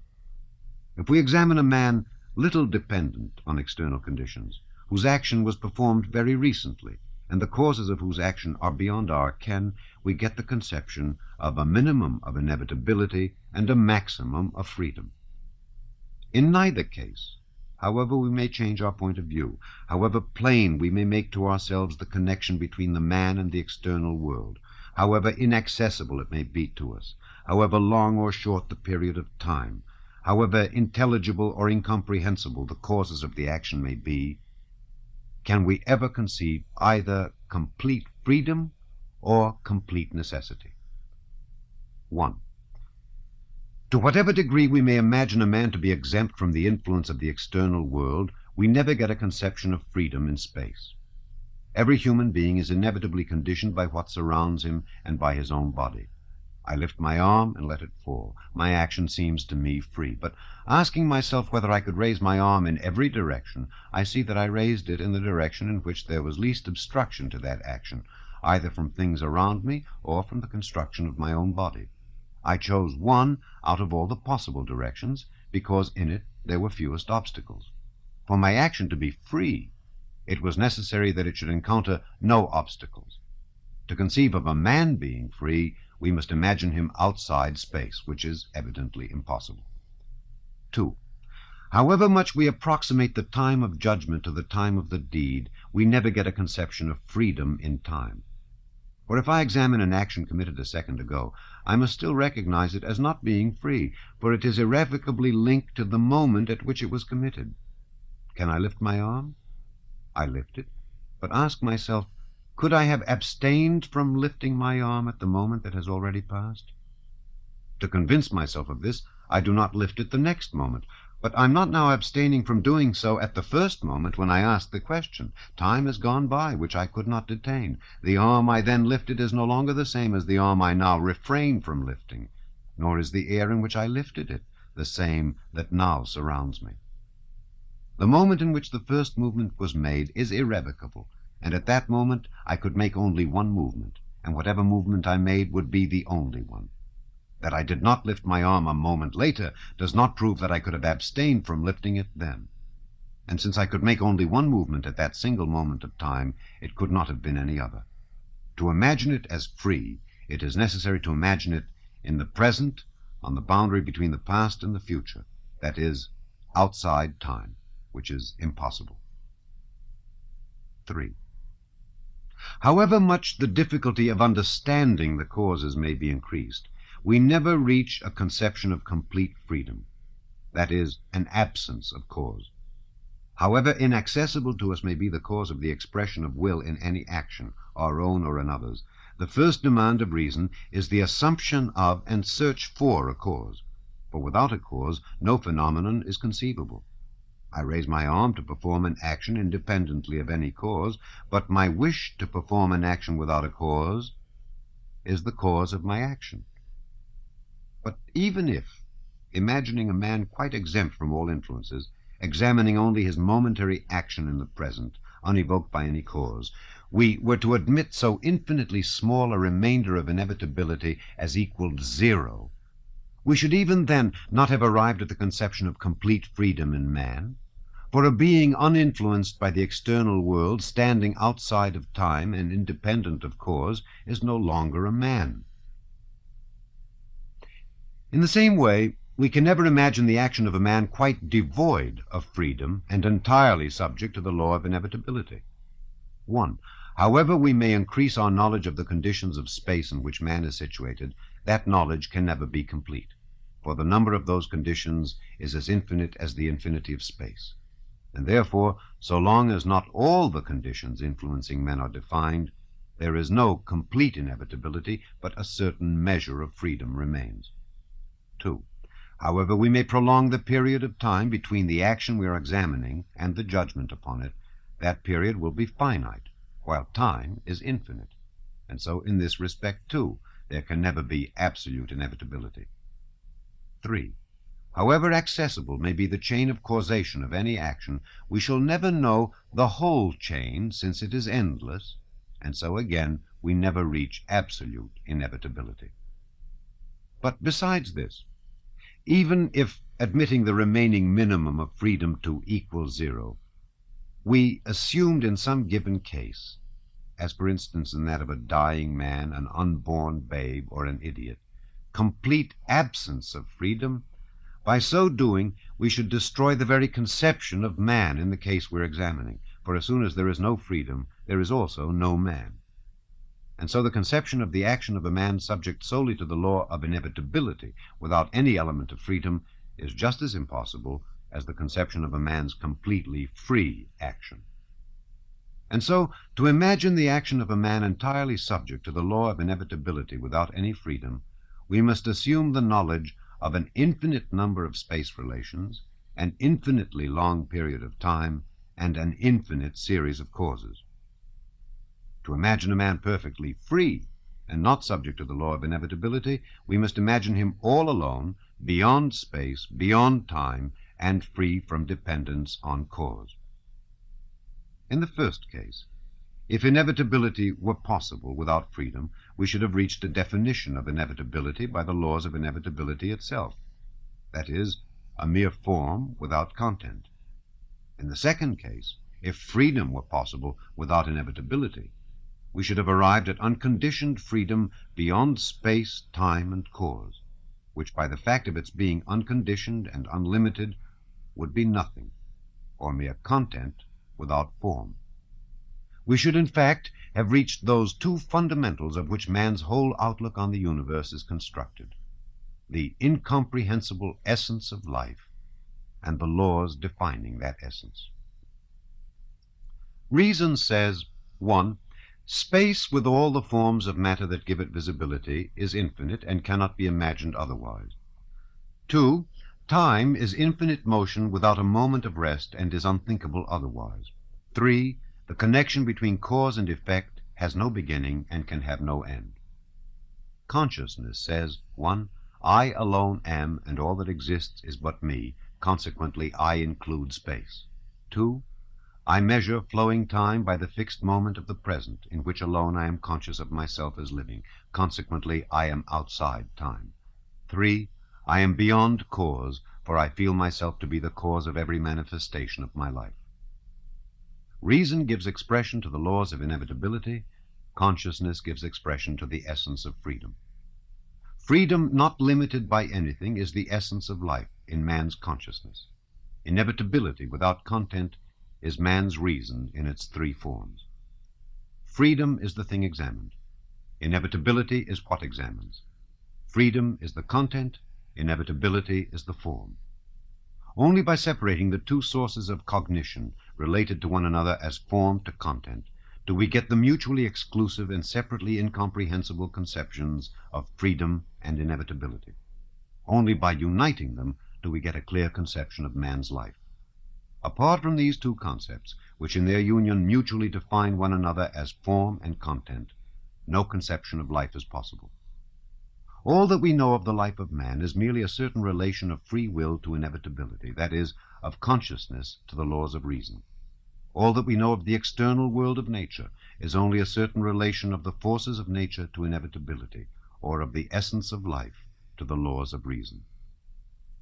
The great natural forces lie outside us, and we are not conscious of them. We call those forces gravitation, inertia, electricity, animal force, and so on. But we are conscious of the force of life in man, and we call that freedom. But just as the force of gravitation, incomprehensible in itself but felt by every man, is understood by us only to the extent to which we know the laws of inevitability to which it is subject, from the first knowledge that all bodies have weight up to Newton's law, so too the force of free will, incomprehensible in itself, but of which everyone is conscious, is intelligible to us only in as far as we know the laws of inevitability to which it is subject, from the fact that every man dies up to the knowledge of the most complex economic and historic laws. All knowledge is merely a bringing of this essence of life under the laws of reason. Man's free will differs from every other force in that man is directly conscious of it, but in the eyes of reason it in no way differs from any other force. The forces of gravitation, electricity, or chemical affinity are only distinguished from one another in that they are differently defined by reason.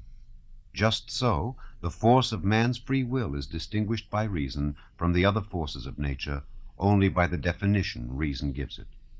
Freedom, apart from necessity, that is, apart from the laws of reason that define it, differs in no way from gravitation or heat or the force that makes things grow. For reason, it is only a momentary, undefinable sensation of life. And as the undefinable essence of the force moving the heavenly bodies, the undefinable essence of the forces of heat and electricity, or of chemical affinity, or of the vital force, forms the content of astronomy, physics, chemistry, botany, zoology, and so on, just in the same way does the force of free will form the content of history. But just as the subject of every science is the manifestation of this unknown essence of life, while that essence itself can only be the subject of metaphysics, even so the manifestation of the force of free will in human beings, in space, in time, and in dependence on cause, forms the subject of history, while free will itself is the subject of metaphysics. In the experimental sciences, what we know we call the laws of inevitability. What is unknown to us we call vital force.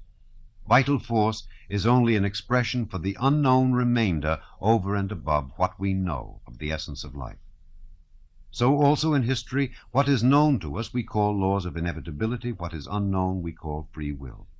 Free will is for history only an expression for the unknown remainder of what we know about the laws of human life.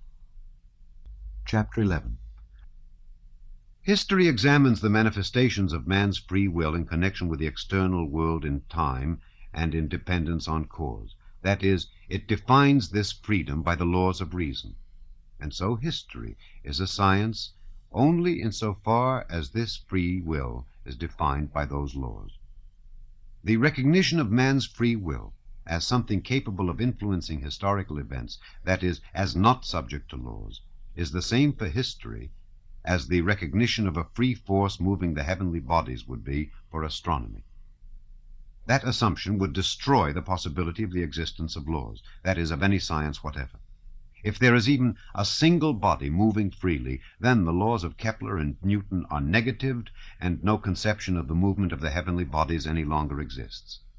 If any single action is due to free will, then not a single historical law can exist, nor any conception of historical events.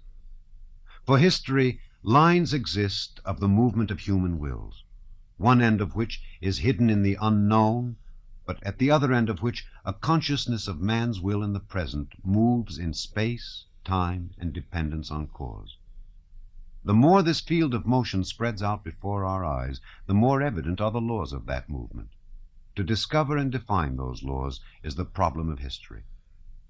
From the standpoint from which the science of history now regards its subject on the path it now follows, seeking the causes of events in man's free will, a scientific enunciation of those laws is impossible. For however man's free will may be restricted, as soon as we recognize it as a force not subject to law, the existence of law becomes impossible. Only by reducing this element of free will to the infinitesimal, that is, by regarding it as an infinitely small quantity, can we convince ourselves of the absolute inaccessibility of the causes. And then, instead of seeking causes, history will take the discovery of laws as its problem. The search for these laws has long been begun, and the new methods of thought which history must adopt are being worked out simultaneously with the self-destruction toward which, ever dissecting and dissecting the causes of phenomena, the old method of history is moving. All human sciences have traveled along that path. Arriving at infinitesimals, mathematics, the most exact of sciences, abandons the process of analysis and enters on the new process of the integration of unknown, infinitely small quantities. Abandoning the conception of cause, mathematics seeks law, that is, the property common to all unknown, infinitely small elements. In another form from that of mathematics, but along the same path of reflection, the other sciences have proceeded. When Newton enunciated the law of gravity, he did not say that the sun or the earth had a property of attraction. He said that all bodies, from the largest to the smallest, have the property of attracting one another. That is, leaving aside the question of the cause of the movement of the bodies, he expressed the property common to all bodies, from the infinitely large to the infinitely small. The same is done by the natural sciences. Leaving aside the question of cause, they seek for laws. History stands on the same path, and if history has for its object the study of the movement of the nations and of humanity, and not the narration of episodes in the lives of individuals, it too, setting aside the conception of cause, should seek the laws common to all the inseparably interconnected infinitesimal elements of free will. Chapter 12. From the time the law of Copernicus was discovered and proved, the mere recognition of the fact that it was not the sun but the earth that moves sufficed to destroy the whole cosmography of the ancients. By disproving that law, it might have been possible to retain the old conception of the movements of the bodies, but without disproving it, it would seem impossible to continue studying the Ptolemaic worlds. But even after the discovery of the law of Copernicus, the Ptolemaic worlds were still studied for a long time. From the time the first person said and proved that the number of births or of crimes is subject to mathematical laws, and that this or that mode of government is determined by certain geographical and economic conditions, and that certain relations of population to soil produce migrations of peoples, the foundations on which history had been built were destroyed in their essence. By refuting these new laws, the former view of history might have been retained, but without refuting them, it would seem impossible to continue studying historic events as the results of man's free will. For if a certain mode of government was established, or certain migrations of peoples took place in consequence of such and such geographic, ethnographic, or economic conditions, then the free will of those individuals who appear to us to have established that mode of government or occasioned the migrations can no longer be regarded as the cause. And yet the former history continues to be studied side by side with the laws of statistics, geography, political economy, comparative philology, and geology, which directly contradict its assumptions. The struggle between the old views and the new was long and stubbornly fought out in physical philosophy. Theology stood on guard for the old views and accused the new of violating revelation. But when truth conquered, theology established itself just as firmly on the new foundation. Just as prolonged and stubborn is the struggle now proceeding between the old and the new conception of history, and theology in the same way stands on guard for the old view and accuses the new view of subverting revelation. In one case as in the other, on both sides, the struggle provokes passion and stifles truth. On the one hand, there is fear and regret for the loss of the whole edifice constructed through the ages. On the other is the passion for destruction. To the men who fought against the rising truths of physical philosophy, it seemed that if they admitted that truth, it would destroy faith in God, in the creation of the firmament, and in the miracle of Joshua the son of Nun. To the defenders of the laws of Copernicus and Newton, to Voltaire, for example, it seemed that the laws of astronomy destroyed religion, and he utilized the law of gravitation as a weapon against religion. Just so, it now seems as if we have only to admit the law of inevitability to destroy the conception of the soul, of good and evil, and all the institutions of state and church that have been built up on those conceptions. So too, like Voltaire in his time, uninvited defenders of the law of inevitability today use that law as a weapon against religion, though the law of inevitability in history, like the law of Copernicus in astronomy, far from destroying, even strengthens the foundation on which the institutions of state and church are erected. As in the question of astronomy then, so in the question of history now, the whole difference of opinion is based on the recognition or non-recognition of something absolute, serving as the measure of visible phenomena. In astronomy it was the immovability of the earth, In history, it is the independence of personality, free will. As with astronomy, the difficulty of recognizing the motion of the earth lay in abandoning the immediate sensation of the earth's fixity and of the motion of the planets. So, in history, the difficulty of recognizing the subjection of personality to the laws of space, time, and cause lies in renouncing the direct feeling of the independence of one's own personality. But as in astronomy the new view said, it is true that we do not feel the movement of the earth, but by admitting its immobility we arrive at absurdity, while by admitting its motion, which we do not feel, we arrive at laws. So also in history the new view says, it is true that we are not conscious of our dependence, but by admitting our free will we arrive at absurdity, while by admitting our dependence on the external world, on time, and on cause, we arrive at laws. In the first case, it was necessary to renounce the consciousness of an unreal immobility in space and to recognize a motion we did not feel. In the present case, it is similarly necessary to renounce a freedom that does not exist and to recognize a dependence of which we are not conscious. The end of the novel War and Peace.